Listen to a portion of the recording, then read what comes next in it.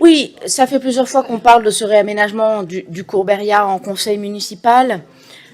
Aujourd'hui, les habitants qui se sont exprimés contre ce réaménagement, là aussi, ne sont pas que des pro-voitures, ils sont pour le réaménagement de ce segment, en tout cas pour ce qui concerne le Courberia, ils sont pour le développement du vélo, comme nous aussi.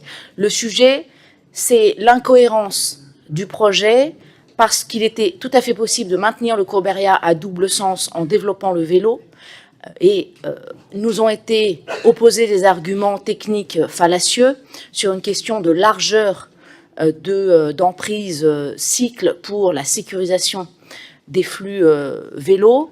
Or, cette largeur fluctue sur l'ensemble de l'itinéraire, et notamment à Fontaine, où là, soudainement, vous voyez beaucoup moins d'inconvénients à ce que la piste cyclable soit réduite par rapport aux emprises du Courberia.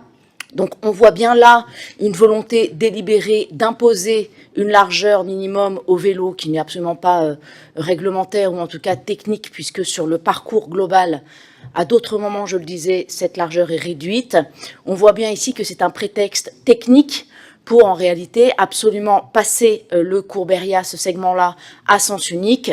Là, vous êtes dans l'idéologie, enfin, en tout, j'aime pas ce mot, il est un peu galvaudé, vous me direz, mais dans cette espèce de posture anti-voiture pour le coup.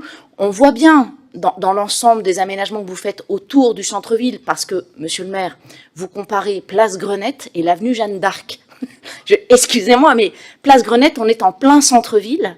Qu'il se piétonise petit à petit est une évidence, comme dans tous les cœurs de métropole et les centres-villes. Ça va de soi.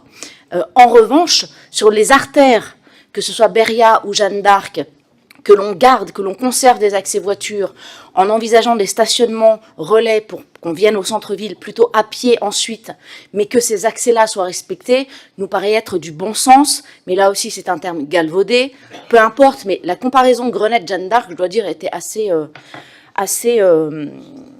risquée.